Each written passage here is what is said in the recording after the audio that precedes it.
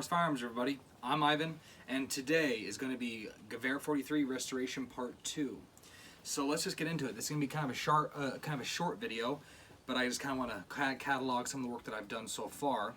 But as you guys seen in the last segment of this video, if you want to come in and look at this, this is the original sporterized stock that was on this poor rifle. And as you can see, I actually already went through the trouble of pulling off the sight and pulling off the sight hood and putting on the nose cap with the sling attached. And this is how it was. This is how I received it. I also, as you might be able to tell, the actual plug that went into the sling spot ended up peeling out, so I pulled it out to see what was underneath. But other than that, this poor stock was destroyed. So I've been looking for a new stock online, and I found kind of a stopgap stock.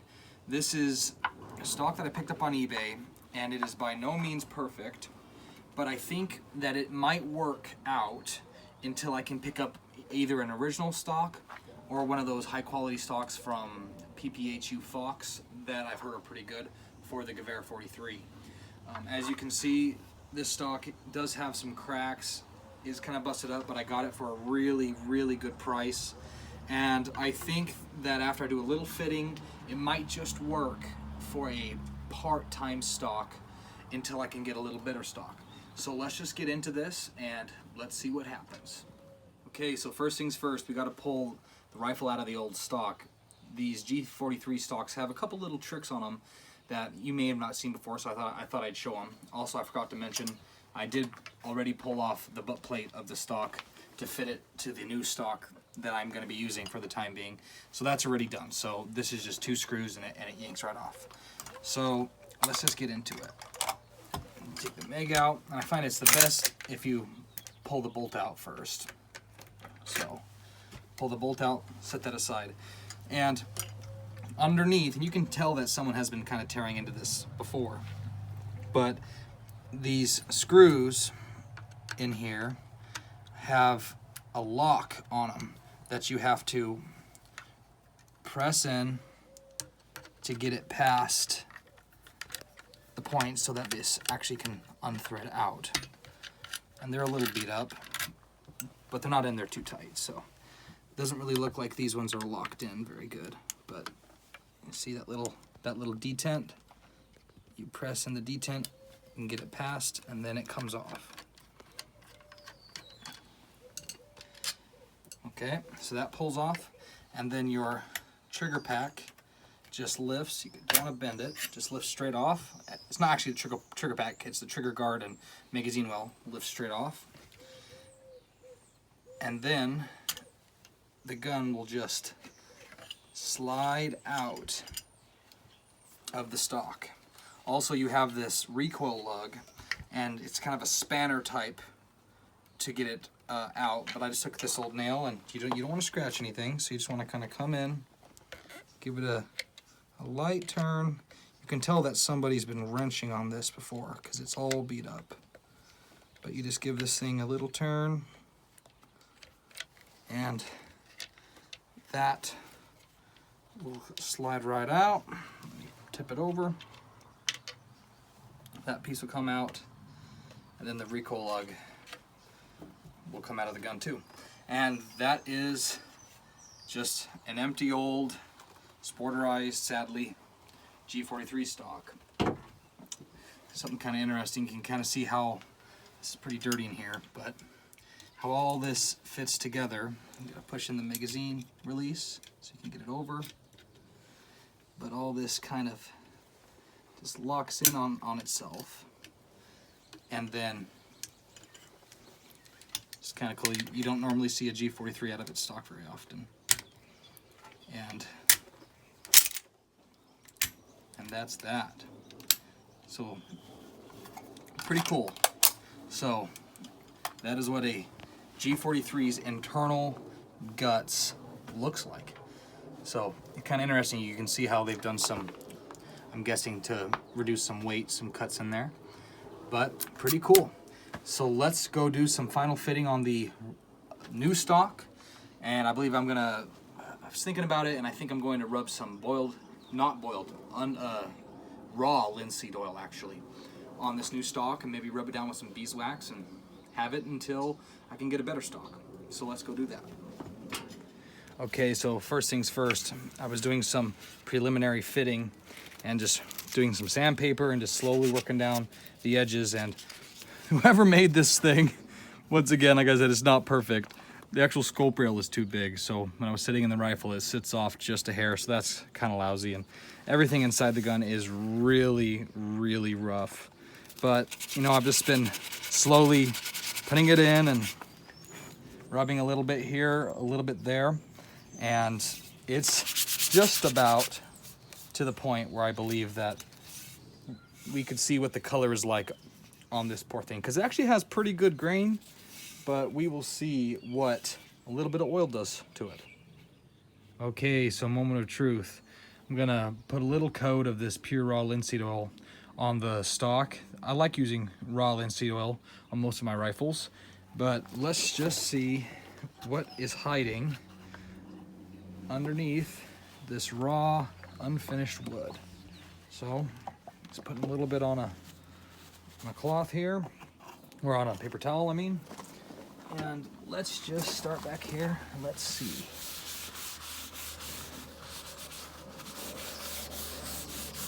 Oh yes, as I expected, there does seem to be some pretty wood underneath that. It's like a nice orange, almost like a tiger color. I kind of like that. Let's put a little more on.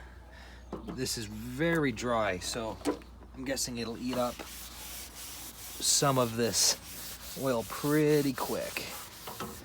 And the raw linseed oil, it doesn't have anything in it that makes it cure, so it's not like boiled linseed oil. So it can take a long time for it to actually harden up, so it penetrates really deep into the wood.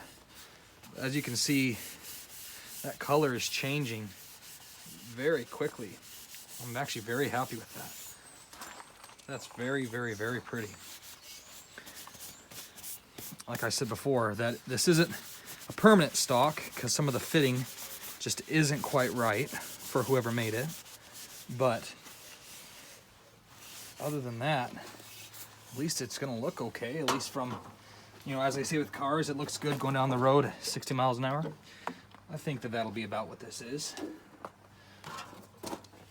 Let's put some on this side.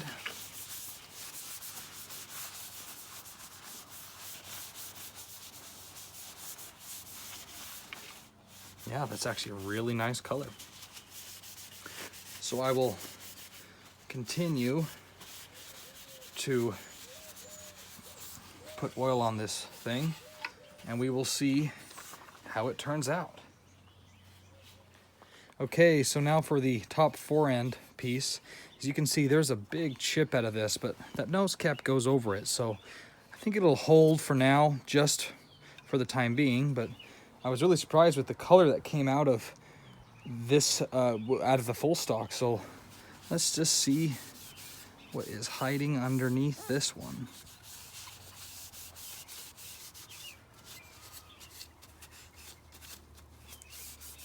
Nice and dark. I don't think that's going to look half bad.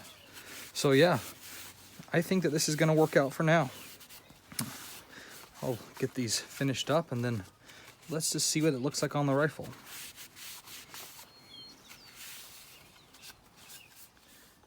Okay, like I said before, this nice pretty color was just hiding underneath. All I did was just rub it down with some linseed oil and this is what popped out. So I think that this is pretty cool. I really like, especially here on this back half, these deep stripes. So that is actually pretty cool, I think. Okay, so let's fit all this to the gun. Like I said, I already put on the nose cap because that's kind of a process. You have to take the hood off and the side out, and it was just kind of a process to do. So let's see how this all looks inside. I have not seen how this all looks, so I'm kind of excited actually. Like I said, the stock's just a hair oversized, so it may fight me just a little bit to get it all set in there correctly. But when you're putting back on the trigger guard, the magazine release will foul you up. So I find that it kind of helps to get things started, and then reach up inside, get that magazine release to a place that it'll sit over, and then kind of wiggle it in place, and that seemed to drop right in. So that's pretty cool. I'm just going to look at where the screws are located. Looks like it's just about right. So that is actually working out okay. So can I put a couple turns on them?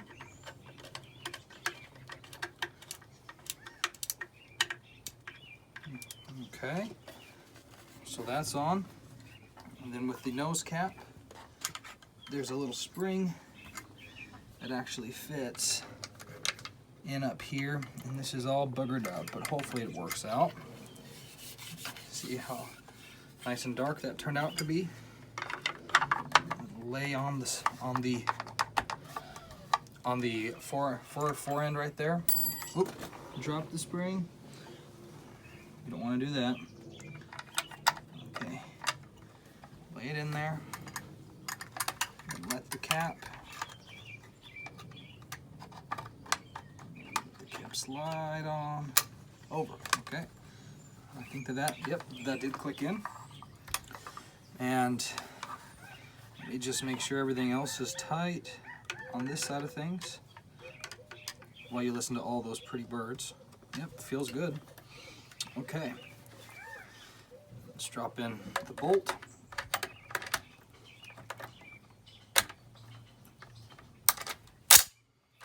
And that slammed right in. So far so good, guys. Oh yes, and the recoil lug here. Let's actually get this laid in there correctly. Actually, we'll try on the other side. That seemed to just about fit. Like I said, some of this is just, you know, kind of trial and error as we go. But I think that that's going to be okay. I believe that this is the right side for it.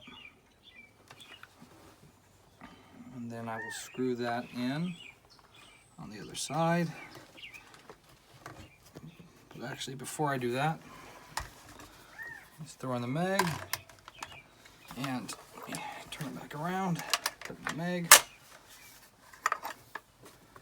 and there we have it, guys. It actually looks not half bad, at least for just the as a stopgap stock. As you can see, as I mentioned before, the actual scope rail just ended up being a hair long, so that's a little bit of a problem.